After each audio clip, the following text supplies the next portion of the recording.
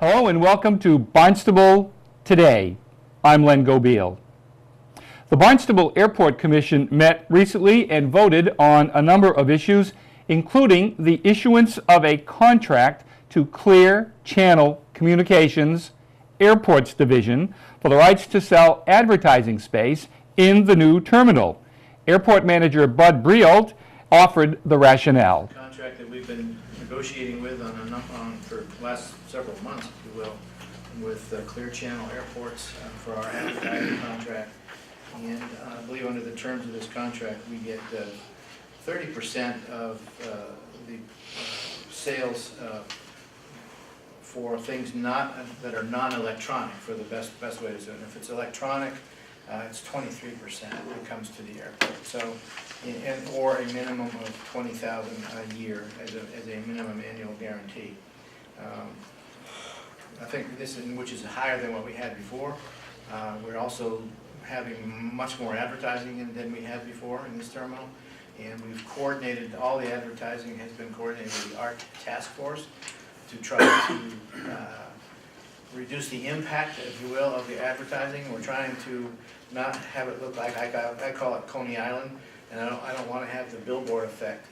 That still could occur, but we're doing our best to contain what's in these ads and how big they are and where they're placed. They've already sold over $100,000 worth of advertising. So our profits for this portion will go up according to this lease. So we certainly urge you to approve this. Discussion? I'd just like to ask you for a brief summary of who Clear Channel is and where they do business. Clear Channel Airports is, I guess, a portion of a larger company. I can't remember the name of the parent company. They started out as a billboard company, I believe, and then they branched into airports. And they're in 354 airports around the country. So they know what they're doing in airports, and they did compete. We had a little competition. We did put this out for bid. The other company had essentially no experience in airports, although they had some good ideas. Yeah, it used to be called Interspace.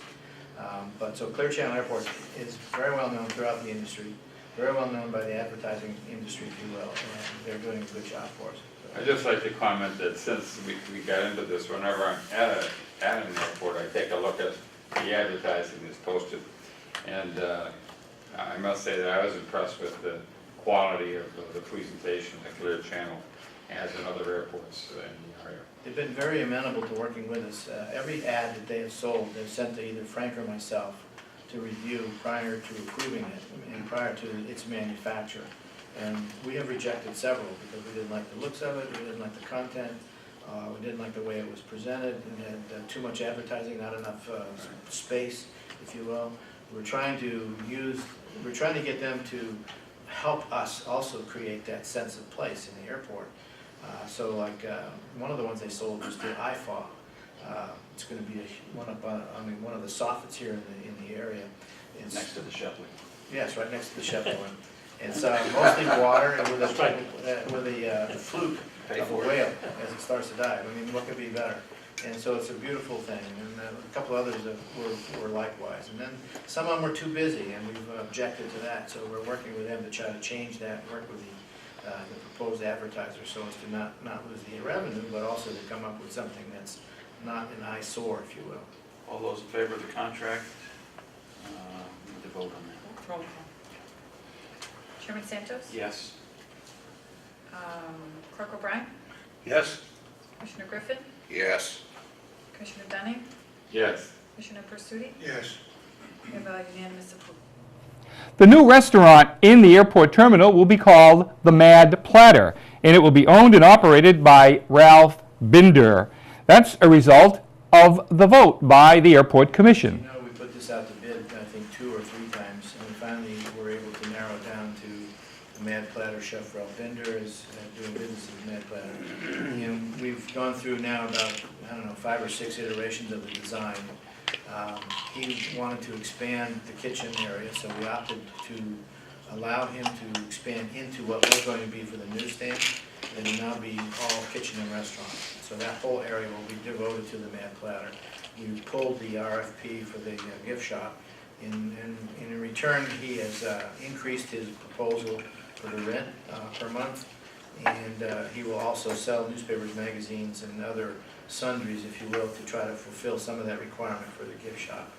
And we just yesterday worked out the final details, so he'll be paying us a fixed amount per month for the first 5 years, and then thereafter an annual CPI would kick in.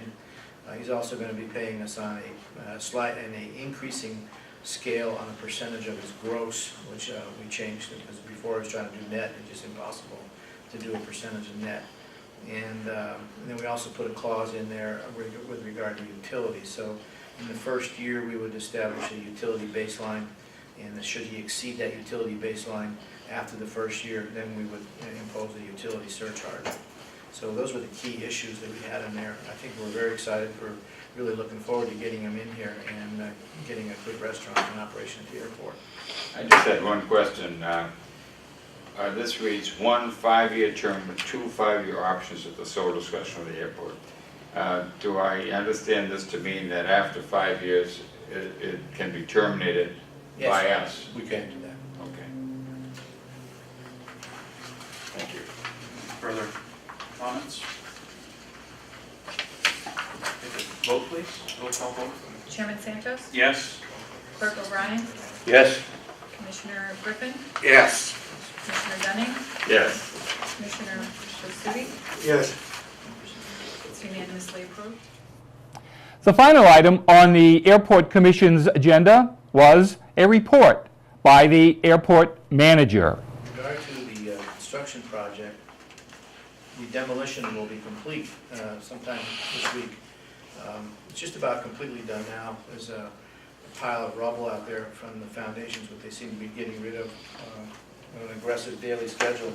I think they want to get it out of here by no later than the end of this week so that we can move into the next phase of the project, which will be a new fence going in and then starting the construction of the employee parking lot and getting ready for the installation of the new emergency generator that'll be coming in shortly thereafter, and then all the landscaping and road work. So that should be done by the end of April, we're hoping.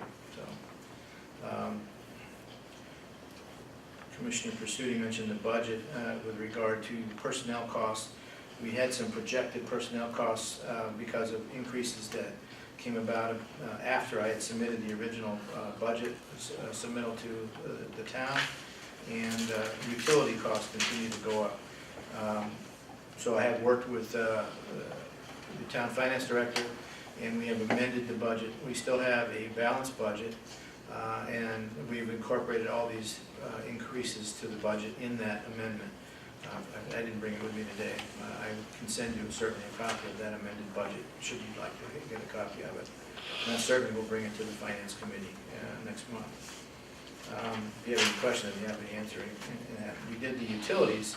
I think I'm very concerned about is that the electric utility continues to increase on a monthly basis. And so we're aggressively trying to look at all the options we can to reduce that energy consumption. And if we can't get it down, we may have to institute some sort of utility surcharge on our tenants. I don't know what else to do at this point. We do have our engineers looking at all of the physical plant. We're trying to reprogram all the computers that control all the lights.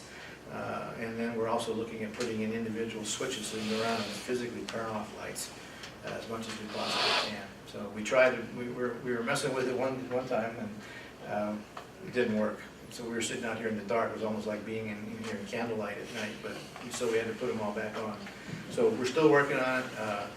The entryway, I guess the concourse area in the afternoon on a sunny day gets very warm. So they have to put those shades down in a timely manner, otherwise it gets almost unbearable in there sometimes. And we don't have the air conditioning on yet, and we're still, what's today, the first day of spring.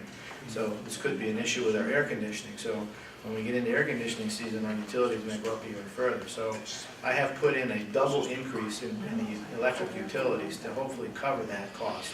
In the meantime, we're going to be as aggressive as we can to reduce our electrical consumption. Thank you for joining us on Barnstable Today. I'm Len Gobiel.